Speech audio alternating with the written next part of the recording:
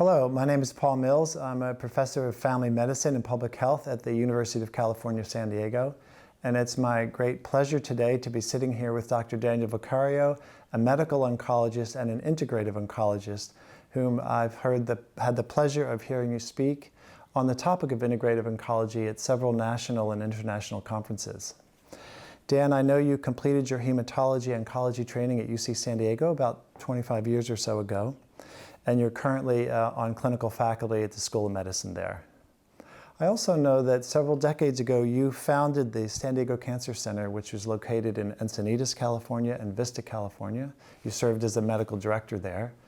And also within that center, you created San Diego's first integrative oncology program, which was incredibly novel and which sustained and served thousands of cancer patients since that time.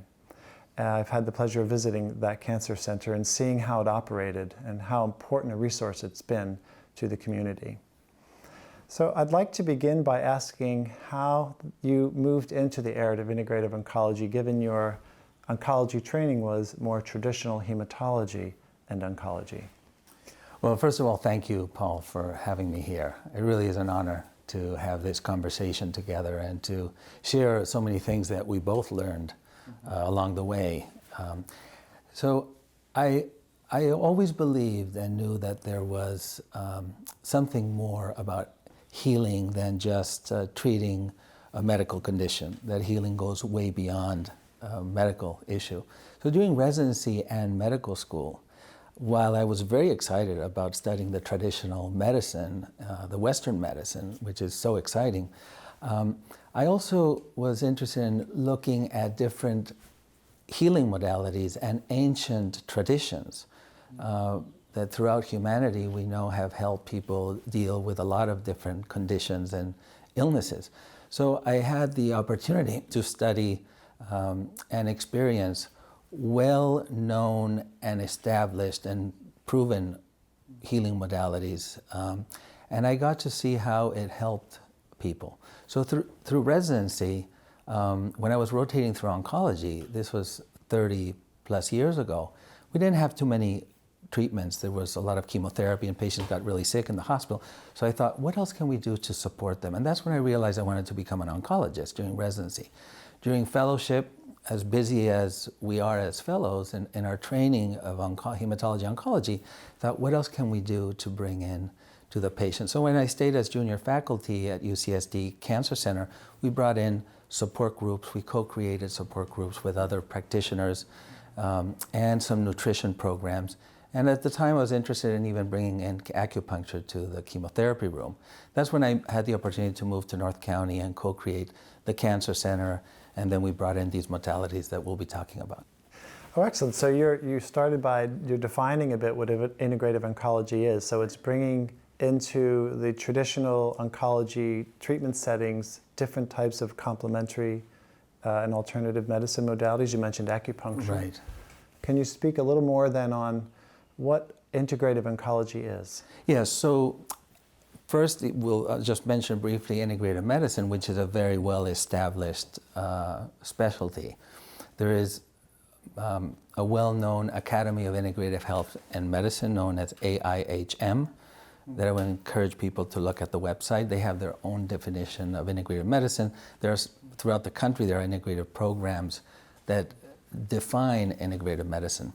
But really, if we talk about integrative oncology, it really is applying integrative medicine in the setting of cancer. So the way that I define it would be bringing in together the best that medicine and science have to offer with state-of-the-art healing traditions and evidence-based natural modalities and healing, complementary healing modalities that we know and have been proven to improve the quality of life of cancer patients, decrease their symptoms from cancer, decrease the side effects from the medical therapies, but more important, help the patient to be empowered to make decisions for their own, listen and look at the options of treatments that can help them have an improved quality of life.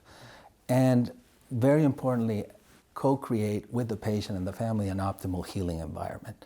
So the patient is in the center, and there needs to be an optimal healing environment. That is an incredible vision for the cancer patients. So improving quality of life, empowerment, bringing in the social support of the family, then of course utilizing some of the integrative modalities along the way to serve that need. And integrative oncology will, I mentioned, decrease the symptoms of cancer and the treatment. It will also decrease the doctor visits. It will very likely decrease, well, we know it decreases emergency room visits and hospitalizations. So there's decreased healthcare costs, which would be nice to be used, those savings to be used for more of these healing modalities to expand. And it supports the family members, but also integrative oncology focuses on supporting the caregivers in the medical team, which are the doctors, nurses, medical assistants, receptionists, everyone that works together in the cancer center. Can you give us some examples of particularly some complementary modalities that you've utilized at your cancer center over the years?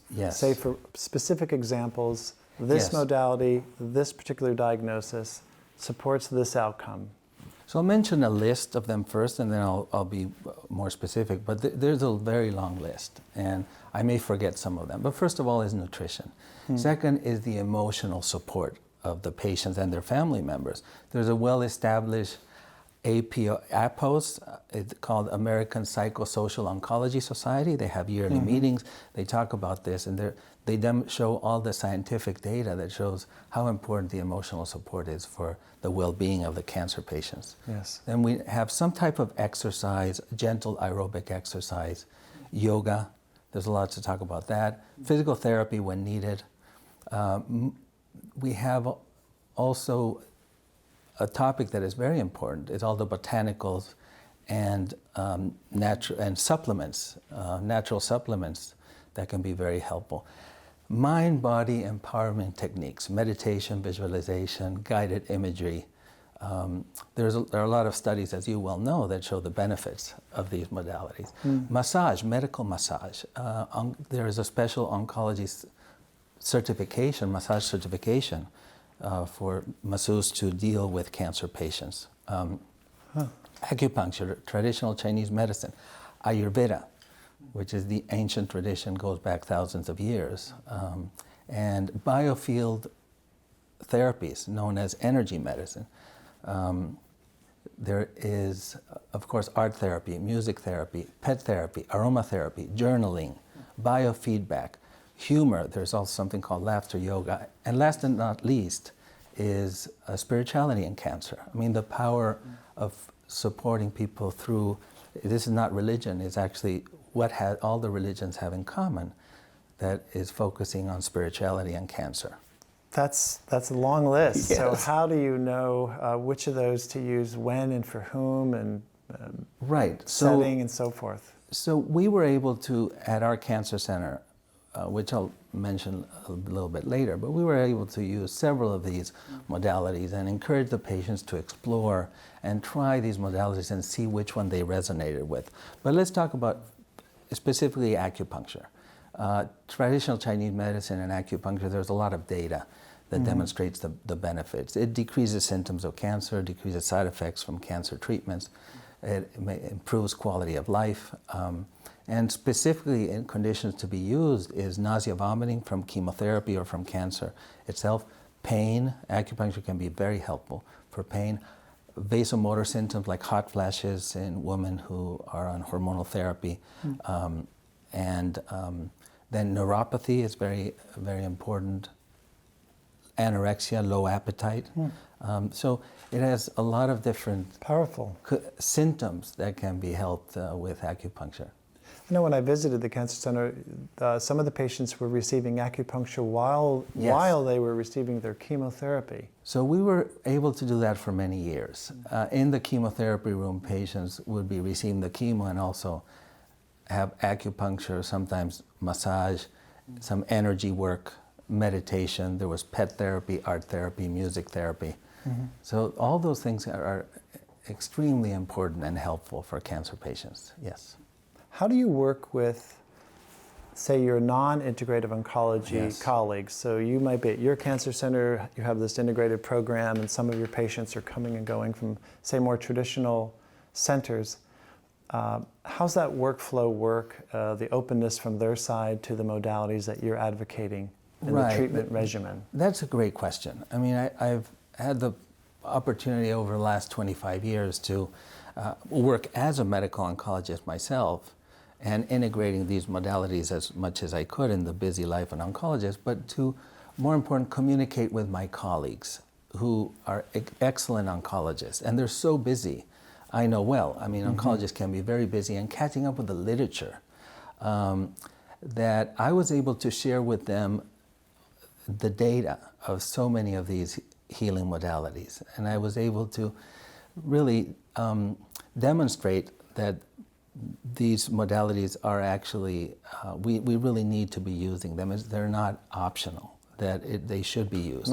So I like to work with my colleagues, with my oncology colleagues, and support them in understanding the importance of this and giving them some literature to just remind them that this is something very important for them to add in their plan. And they don't have to do it themselves, but at least refer to other practitioners. So as an integrative oncologist, which is what I'm doing now, I'm collaborating with my colleagues who are taking care of these patients, and they're so busy and doing such a great job taking care of very complicated patients, and I support their patients and the colleagues from an integrative perspective. Have you noticed a change and hopefully an increase in receptivity to integrative oncologists over the last, say, decade or so? Very much so. I've had the pleasure to give presentations on integrative oncology to a lot of colleagues in different settings and universities. And once they heard, a lot of it they just didn't know. So, and they never had a time to read about it.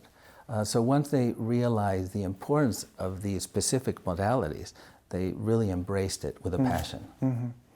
And since you know so many of the providers of the complementary therapies, do you provide those, say, as references, as resources to your colleagues so they know who to refer to? Yes, yes. So there are a lot of resources, and even online, but yes, I will refer to the oncologist. And for those oncologists who are still skeptical, I remind them that there are innumerable studies. And in the Bible of Oncology, which is the JCO, Journal of Clinical Oncology, there are hundreds of reports of the efficacy of these therapies in randomized studies. So, and I remind them that as an integrative oncologist, I would like to support them, their patients, and give them a list and an update on what are the things that can be most helpful for certain patients in certain situations. And oncologists are worried about safety. So I tell them, you know, these are the modalities that are safe to use in these specific situations. So that's one of the important roles of an integrative oncologist, is to figure out a customized plan with the patient of not only what they like and enjoy, but what would be safe and therapeutically effective for their condition. So you've been serving as a significant educator of your colleagues over the years, in addition to treating your patients. And I can appreciate what you're saying, because all of us in our individual fields, just the volume of manuscripts published every year. I mean, right now in PubMed, there's over 27 million scientific papers. In our fields, there's tens of thousands, hundreds of thousands. We can't keep up with it, except for those that are most focused on. So yes, your colleagues are perhaps focused on safety of therapeutics and the best perceived outcomes. And you're coming in to educate them on this whole other realm of symptom relief, quality of life, and improvement in outcomes. Right, exactly. It's beautiful. Let's say I had a particular cancer, or a friend coming into you, and you can pick one specifically that you have found most, say, efficacious to use certain modalities. Can you give us an example? Right. So a woman with breast cancer who, for example, have hot flashes, which is so common and can be so debilitating. Acupuncture can be very helpful for hot flashes. Also, there are some botanicals and herbals that are safe to use that can be helpful. So traditional Chinese medicine, Ayurveda, and other traditions use some safe botanicals that can improve. Of course, there are pills and pharmaceuticals that can be used, but those also have side effects. So it will be interesting to first try. We need to embrace the pharmaceuticals, of course, the medicines that the patients will take, but try also to add these natural modalities that really have no side effects and can be extremely effective. So that would be one, breast cancer. So for example, someone that has metastatic cancer and they're debilitated, have pain, have low appetite, we can use a combination of modalities, not only acupuncture, but then using these mind-body techniques, visualization, imagery. Meditation is hard to do, but at least some visualization and guided imagery. Using some biofield therapies, energy medicine to help them feel better. Some gentle massage will help them feel better, create some endorphins, and also specifically for something like that would be, for pain, would be using some type of biofeedback aside from the acupuncture that can help deal with pain. And these modalities, again, they first is to focus on helping the patient, and also those caregivers that really need, those who take care of the patients that need a lot of support as well. A lot to draw upon, and it all sounds really excellent. You mentioned with your medical oncologist, non-integrative colleagues, the concerns of safety, and you mentioned a few points, different herbals to use. I know some of the earlier literature cited concerns of how some of these herbal remedies might interact with some of the cancer therapeutics, chemotherapy, et cetera. Absolutely. That's fairly well delineated now, and then you know how to prescribe and work around and avoid these. So some of these herbals, botanicals may be safe even through chemotherapy. Usually they're those that don't have any strong antioxidant properties and have just some gentle symptom management.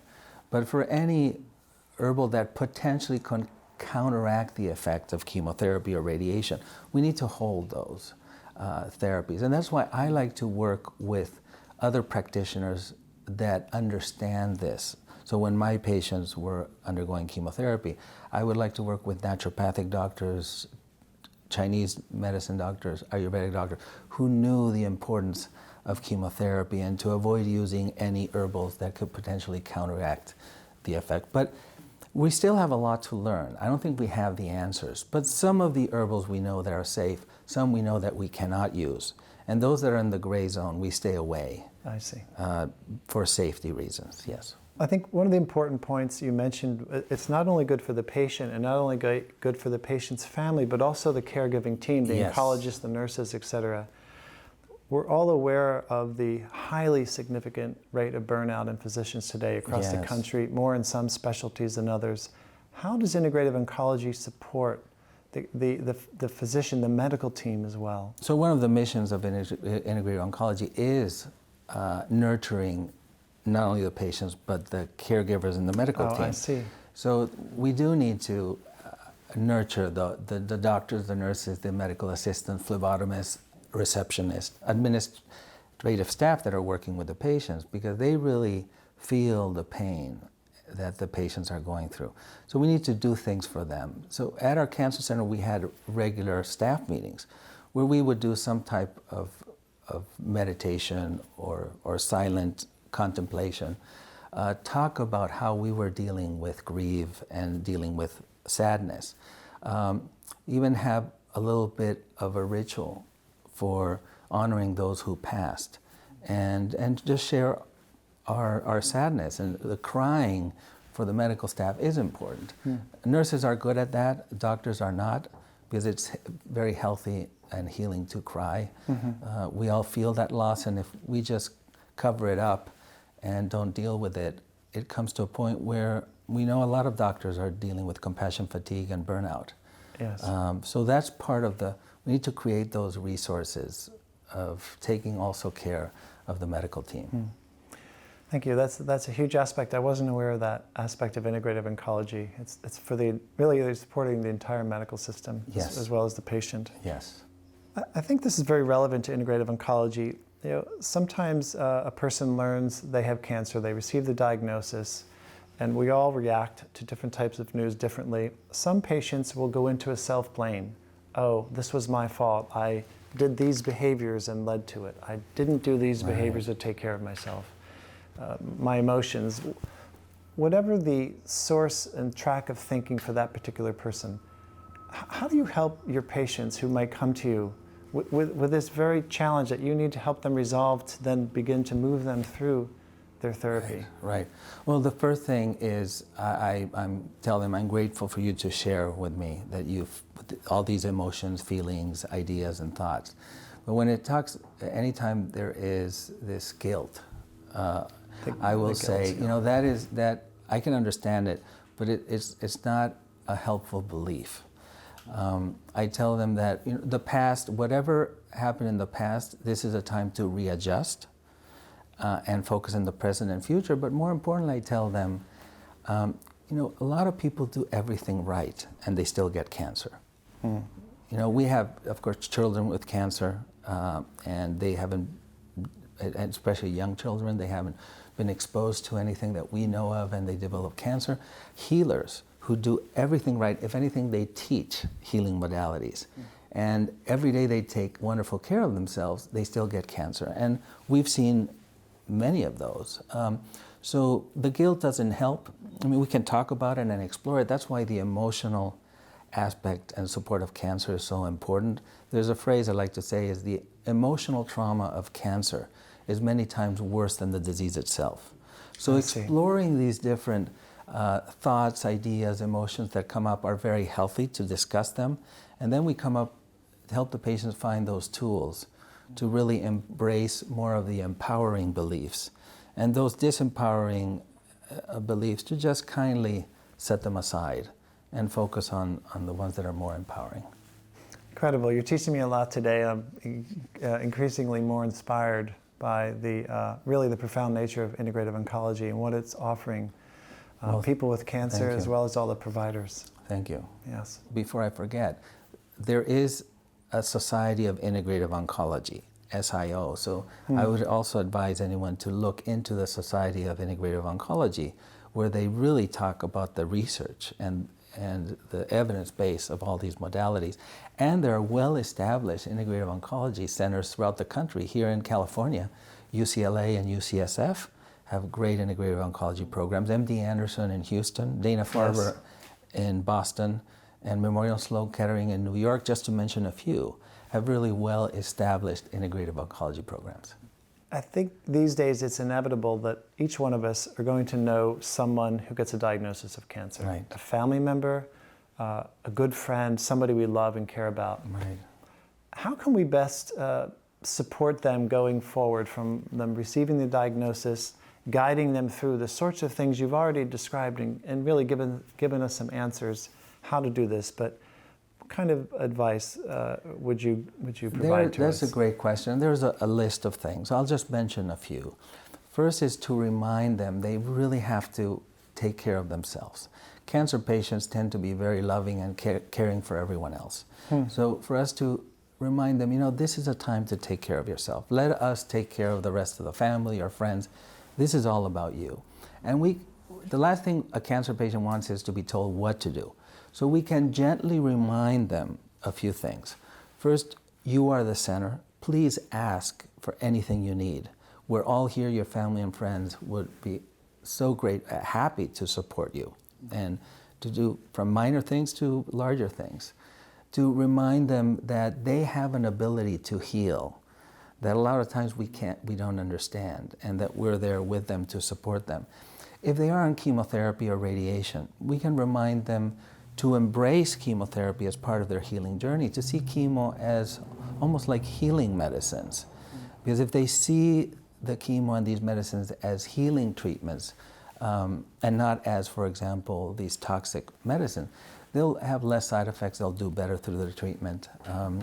And also reminding them that there are other things they can do to take care of themselves, talking about these modalities, and help them maybe schedule, if they would like to have a massage, schedule that for them.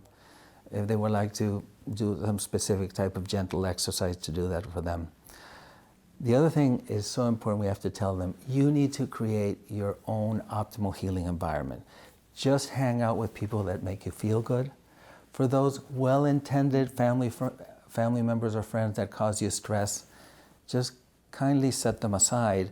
And as family members, we can somewhat protect our loved one who has cancer and answer the phone for them and try to protect them from others who may just cause them stress.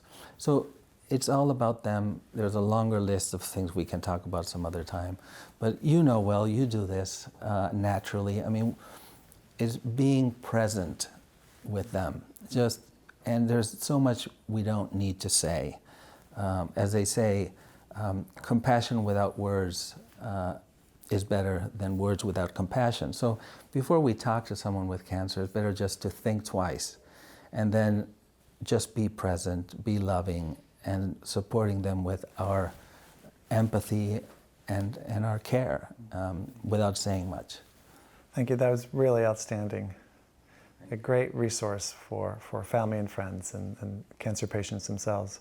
Jan, I want to thank you, and I really honor you in all the outstanding work you've done for medical oncology and integrative oncology over the years, and I'll look forward to having you back on the Wellbeing channel. We can dig deeper into some of these other topics. I would be honored.